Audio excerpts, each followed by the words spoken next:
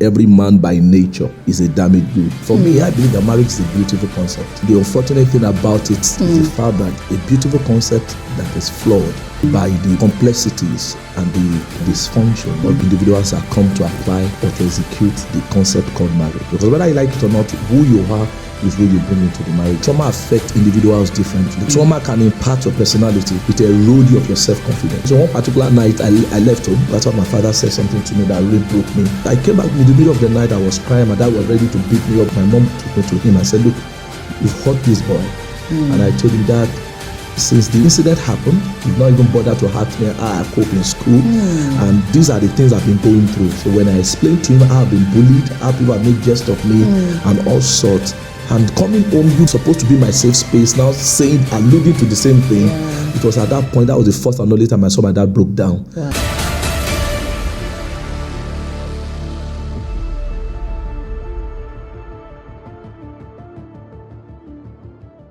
Hello. Hi. She's Ibironke Abiola and he is Ola Abiola. And this is Marriage Conversations. Marriage Conversations.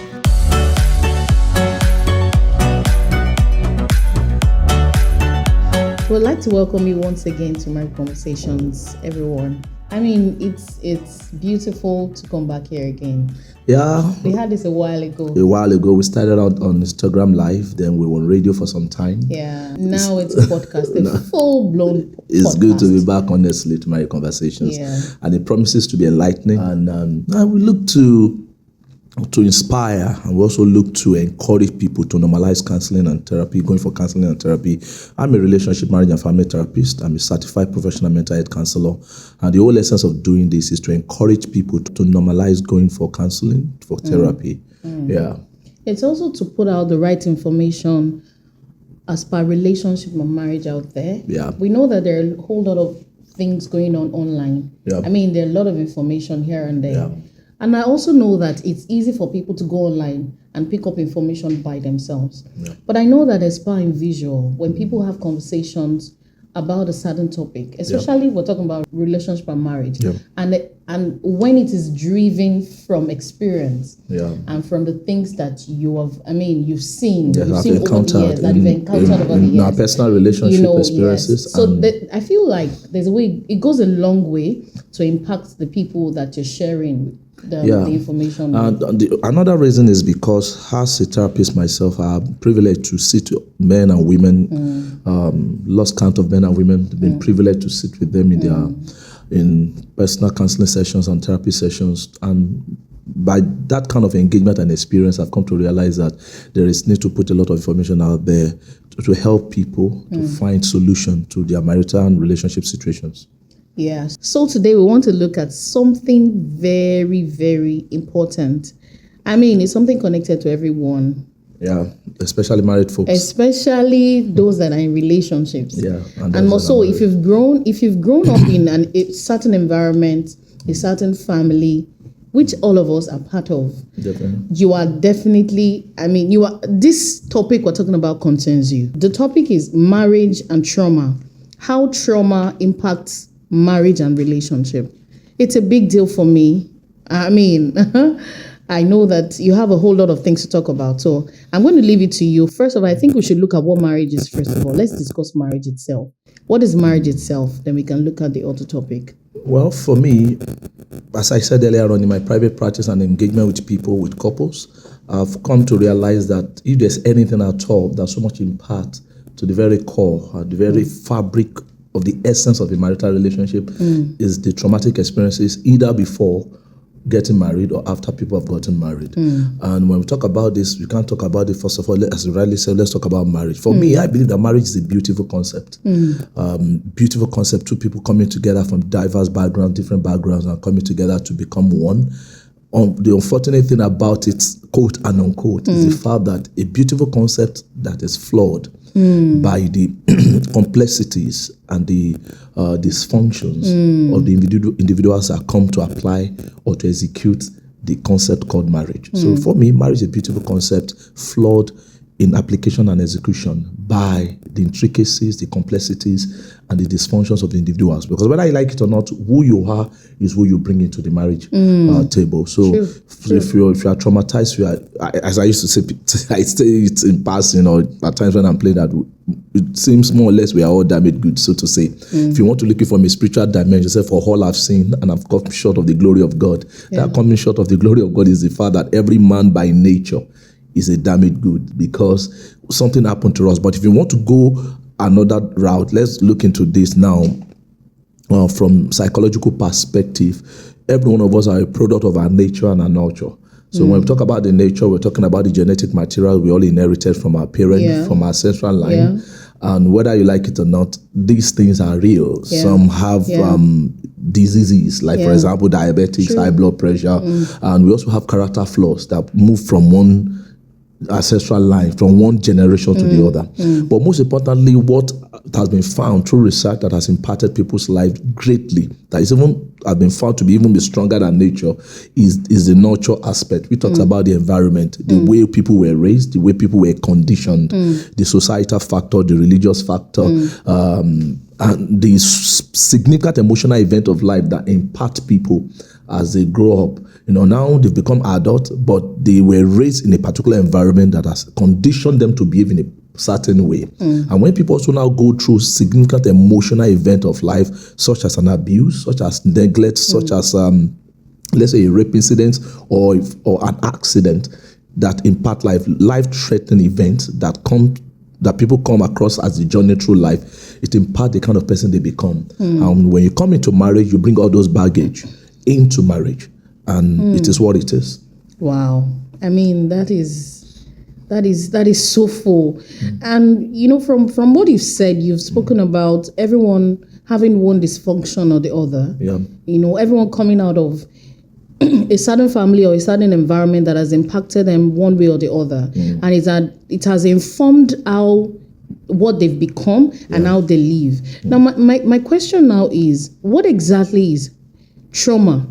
How do you even know that, how you behave or how you are, something is wrong somewhere? How do you know that there's a dysfunction? Because I know that, first of all, there have to be awareness, right? So how do one know that there's trauma? How do you know it? And how does it impact the relationship? Let me just take the two questions together. That's a whole kettle of fish, honestly. It's a major issue. Now, first of all, trauma itself is a response to a distressing or life-threatening event. It could be physical, could be emotional, could be psychological. So when we talk about physical trauma, maybe as we join in this conversation, I'm going to talk about my own personal experience. Would love that. And that will also throw a lot of light to this. So when we talk about life-threatening, distressing event of life that people do experience, or people experience while growing up, or in any space of life at all. At times it happens before people get married, or even after they've gotten married. For example, somebody that was pregnant and probably had a miscarriage. We've seen marriages that got to a point of almost breaking up because of the emotional impact of the fact that they had a miscarriage, that the woman found it difficult to come out of that emotional strain. So, for example, when we talk about physical trauma, somebody that had a near-death experience, or for somebody like me that once had an injury, an accident while I was 7-8 years old in my right eye. And we've also seen situations where someone probably was raised in an environment, maybe by a stepmother or a stepfather or something, or somebody was gang raped while growing up. Life-threatening or distressing event that could either be physical, that could be emotional. And when people don't get to deal with it, in this part of the world, we hardly deal with traumatic event appropriately. We sweep it under. For example, a young lady that was probably raped at 17 or at 18 or at 20 something, we take the lady to the hospital for medical attention, for physical attention, physical examination and the likes. But nobody is actually paying attention to the psychological impact, or to someone that probably lost her husband and became widow very young, maybe married at 25, by 27, 28, the man died. And she moved on. Maybe another 5, 6, 7 years later, she decided to get married. And nobody had actually paid attention to her, what she had gone through, or even she not even paying attention to herself, that the kind of emotional roller coaster that happened as a result of the death of her husband before going to another relationship. Or somebody that was in a relationship that he has committed all his life, his effort, and for a long distance or a long-term relationship, and for one thing or the other, the relationship didn't work out, or the person died, or something happened, or the parents stood and said, no, you can't marry our daughter. So people go through significant emotional event of life that impact them emotionally, psychologically. And when that happens, it leaves them differently. One thing about trauma, that no trauma leaves a man the same. Trauma so much impacts your life that after the traumatic event, you are no longer the same person. From my own experience, while growing up, the little I could remember about myself, that I was such an extroverted person, child, happy child, jumping up and down. But after the incident at 7-8 years of age, when I had with my own hand struck the pencil into my own eye, it changed my personality. I became more introverted, unlike before, and I became a shy person. I lost my self-esteem. I lost my self-confidence. I just want to sit behind the crowd. I don't want to be known. I don't want to be noticed, because people were taunting me. They were making jest of me after I came back from my hospital treatment and things like that. Even at a point, my dad of blessed memory, when he wants to correct me for doing something wrong, he will make assertion or allusion to look at his eyes. Come and get out from there, Make a reference. To that. It was emotionally insensitive to me. Yeah. So when such things happened to me, I felt bad. I said, there's those things impacted me so much that if it's understandable if people outside are taunting me and saying all sorts of things, but not my own father that's supposed to be a safe space. So that robbed me of my personal confidence. I love my sense of worth, self-esteem, and it was part of me till I became an adult, even I became an undergraduate when I met you on campus, and it impacted every area of my life. In fact, some of these things I was not even aware of them, but it was manifesting in the things I was doing. And how you were doing those things. I was interested because okay. So I just want to. We want to hear the whole story, and I think it's okay if you just tell us the full story, how it happened. I mean, your trauma. Tell us the different stages, the things you experienced, why you were growing up, even till you got married, and how it also impacted you in marriage. You want to hear that. But if I will, before we go there, I just want to mention, and I think it's what you just explained tells me that trauma is a big deal. Yeah, it is. And it is something that we need to pay attention to. If you're out there in a relationship, in your marriage, or whatever it is, when you notice that something keeps happening over and over again, you need to trace it. There must be something causing it, right? There must be a dysfunction, or there must be a dysfunctionality or a trauma causing that reaction. So I think it's okay. We all come to a place of self-awareness now. Yeah. If you see that just sit back and say, what makes me behave this way? The way I do. What makes me relate with people the way I relate with people? What makes me so clingy to my partner? You understand? What makes me when someone shouts at me, I just withdraw to my shell? It's okay to look back or think back and know what causes that. It's just funny when I think about it, really, and I think about my own life and my journey as well. It's actually true that we're all from one dysfunction or the other. Yeah. We've all experienced one dysfunction or the other, which has informed the person we have become. It's conditioned us to become the kind of person we are. Now, you see, first and foremost, we need to understand this, that trauma affects individuals differently. And this goes to so many factors. Yeah. Number one, your personality. Trauma can impact your personality. Really? Then number two, we need to understand the kind of person you are also could play a role in how trauma impacts you as a person. Yeah. So for me, then the only thing I remember now, as an adult, you can look back and in hindsight and say, okay, this was. I knew then that because my mom used to complain when we had our son. Can you tell us the story? Yes, I'm coming to that. I just wanted to put this out there so that people understand it affects us differently. Yeah. My mom used to tell me when we had our son and he's always jumping up and down, full of life and energy. My mom always say, "It's like you now. You were not Lojo, no that kind of a thing, like father, like son." I said, "No, I thought I'm not. No, you were like that. I thought I'm gentle. I thought I'm gentle, but." Before that incident, I was like that. I was full of life, full of energy, jumping up and down here and there. But after that incident, it impacted my person, because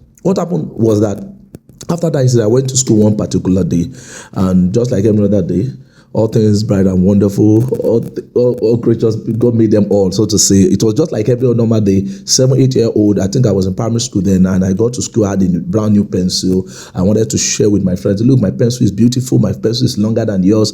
So we both sharpened our pencil, and I was trying to hold it together to just say which one is longer which one. And I was dragging from him. Let me see now, give it to me, let me see. But while we're both dragging, he left it unexpectedly. So with my right hand, I dragged the pencil and straight into my right eye. Everything went blank. And that was how it all started for me as a person. So at that point, well, I left school because definitely I have to be treated. So I was treated. So I was taken to a specialist eye clinic in Kano. As of then, thank God for technology this day and time. Thank God for the development that's taken place. The only specialist eye clinic that was repute was in Kano State. So my mom from Lagos to Kano, and I was there for months and months. Then we came back. Then after I came back, the one major thing you observe was that my right eye was swollen than the other. So it may looking at me from afar, you can easily know that there was something happening. But everything was still fine to that point until after some months, maybe about 6 months after I came back, I discovered that water would be streaming down my eye without crying. And my parents were wondering what's happening, so they took me back to the hospital. Mind you, my dad and mom actually had forgotten that I was supposed to be taken back after certain months as a follow-up treatment, but my parents forgot that aspect of my medical treatment. Wow. So by the time they got to the hospital, went back to Kano State, and the doctor we met there saw my medical report, and I could still remember that he was angry with them that, no, do you want to, why are you doing this? What you've done to this boy? You're supposed to have brought him back. So I guess because there was a delay in taking me back for this subsequent follow-up treatment, and there was this thing started spreading like a scar, it looked like cataracts, but it's not cataracts. It started spreading. Ideally, it was not there, but because my parents didn't take me back on time, so that impacted on the treatment. So the man said, look, we've done too much operation. This boy is still young. We should have brought him before now, but we can't do anything now. Just let him get more matured and things like that. And that was it. But along the line, by the time I got to secondary school, my dad died. So after that, we're not thinking about treatment anymore. It was now the survivor mode now, and that was just it. And that was it. So one major thing I discovered from my own traumatic experience was that, number one, it erodes you of your self-confidence. Now, number two, it also impacts on you and give you a negative core belief. So from that point on, I started seeing myself, I was not good enough. Wow. I started seeing myself, because in class, they will be asking questions and I know the answer. But somebody at the back says, come on, get down. One high. Come on, stop that. What are you doing? Shut up. And I will know the answer. The teacher will flog every one of us because people were making jest of me, and I'll just keep quiet. So I sunk into my shell. So I stopped being playful. I stopped being extroverted. I stopped being lively in class. And gradually, I became more introverted. And that was it. And even as of the time I was on campus, I just want to do my thing at the background. I don't want attention anymore. This was unlike me before. Now, and when that happened, it also impacted on my interaction with people, because now I've lost my self-esteem. So everything is created twice. Your physical reality, what people see you do outside, is a reflection of your inner realities. So because inside of me, as at that point, I started feeling I was not good enough. I do not fit among people that do not have injuries and things like that. So I just want to hide somewhere, not to do anything, so to say. And that impacted me. And even at a point when I became so mature, now I probably want to go into a relationship. I've had a lot of struggle. Will this person accept me? So I started feeling rejected, even without the person rejecting me. Wow. You remember that even after you said yes, about a week or two later, I was asking you, didn't you see? I wanted to see what? So to say. And so it's impacted. So what trauma does is that it leaves it leaves a lot of things behind with you. This self-doubt, this core belief that is negative. I'm not good enough. I'm not accepted. I do not deserve this. I do not belong to this class of people and things like that. Then it also brings about what they call protective mechanism. We also call it coping mechanism. So what you want to do is that you want to put up some things just to protect yourself, so to cope with the situation.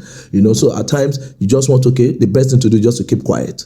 So that people don't pay attention to you. Yeah. You just want to do things, and a lot of thoughts are going on in your head. Then unmet emotional needs. Then I needed validation. I needed affirmation. Somebody to tell me that, see, you are still good enough. There's nothing wrong with you. But the only person that was doing that was my mom. My dad too, but my dad was a choleric, was a very go person, a smart, push, very ambitious, aggressive kind of person. So, and because that has impacted me, I've become slower in my disposition towards life, because what was going on in my mind was I'm not good enough. So if I ask you to do something, there's a lot of second guessing. Yeah. So it's dragged my speed of execution. So my dad sees it as being sluggish. You are not smart, you are not sharp, and things like that. So instead and you began to see yourself. Yeah. So instead of saying things that were fun me, say, boy, come on, you can do this. It was not even paying attention. So one particular night, I left home.